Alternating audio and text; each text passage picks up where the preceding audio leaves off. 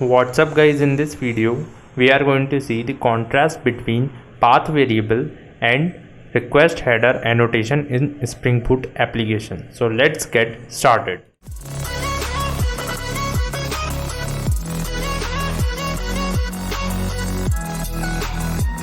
Now this is my repository right here. Now let's clone it.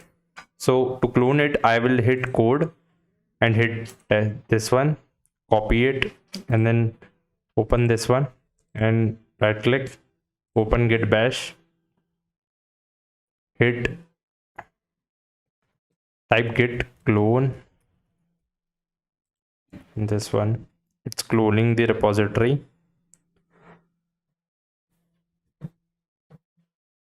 And so this repository has been cloned.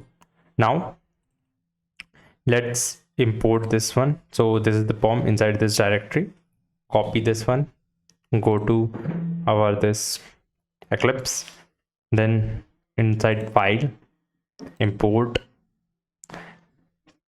existing Maven project from the Maven, then next, then paste it, browse, POM is selected, make sure it, then finish. Okay, so while our project is importing, let's import our Postman collection. So I will open my Postman. So go to Postman, Postman, POSTMAN agent, Postman agent, and then hit yes. Now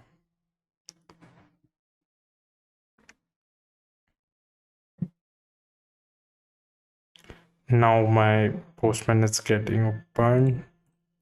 Wait for it to be shown here.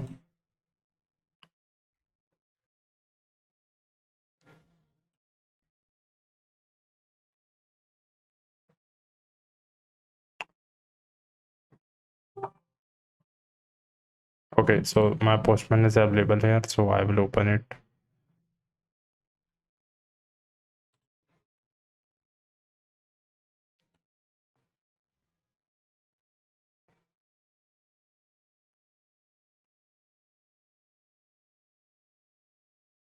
Now open Postman.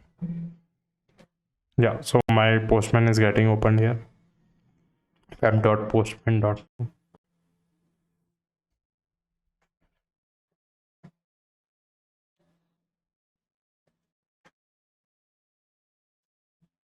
Now to import the collection, go back here and I am in .git file. So this is my repository. So this JSON file is the Postman collection which I have given to you. So now let's import existing Postman collection, upload files, selected file. Yeah. Now hit open. Now import as copy because it's already available, so it is available as a copy to me. Now this one is here and another is this one. So there are two things which are here. So now let's hop to our Eclipse. So this is my Eclipse, and now let's open our project and see what is inside our project. Now let's see the project. So this project consists of one employee class, which is like this. Let me show you. Now this is my employee class with employee ID, employee name, and employee age. Three parameters are there, that is three variables. Pojo is configured in the model inside the model package, and this is the controller. So let's test the controller having the request header and accepting the variable from here, right? This is my URI. Fine. So this is like this. I am accepting the values. Now in case of request header, let's see what would be the output.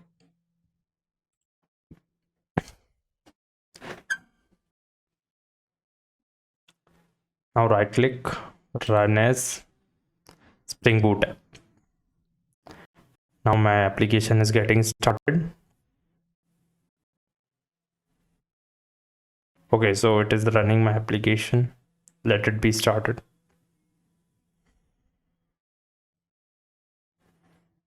Okay, so it is starting the application.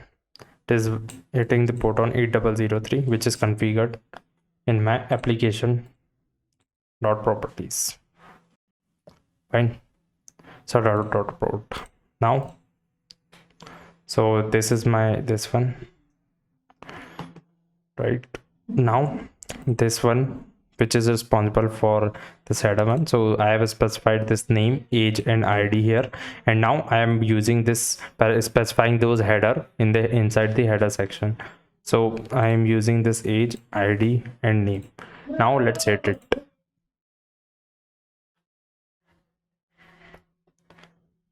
Now I am getting the value like this. All the three values I have available here. Fine. Now let's test with this path variable. Now to test the path variable one, what I have to do is I have to stop the application. Now comment out this get mapping and then open this one, right?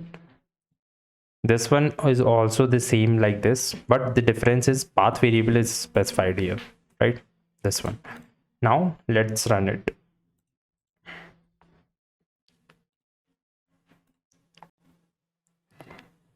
Hit OK.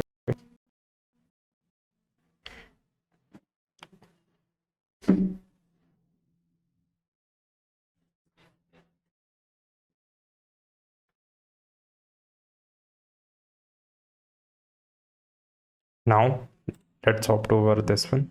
Now see, in the previous case, headers case, I am specifying the values in header, but in this case I am specifying the values in our URI. So this is the difference between the path variable and the request header. So for this one I am specifying like this and then send. Okay, so these are the values which are showing, but the problem with this case is that we have to hard code our values here. Fine, if I hard code instead of this Sahu, I remove it from here. Yeah, now send it. So see this, right? So this is the difference which is getting here.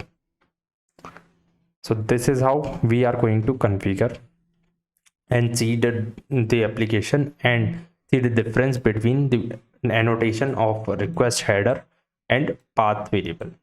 A quick contrast. So for more updates on the topics like Spring Boot and AI/ML and a lot of stuff, feel free to contact us on retech.in. Thanks for watching.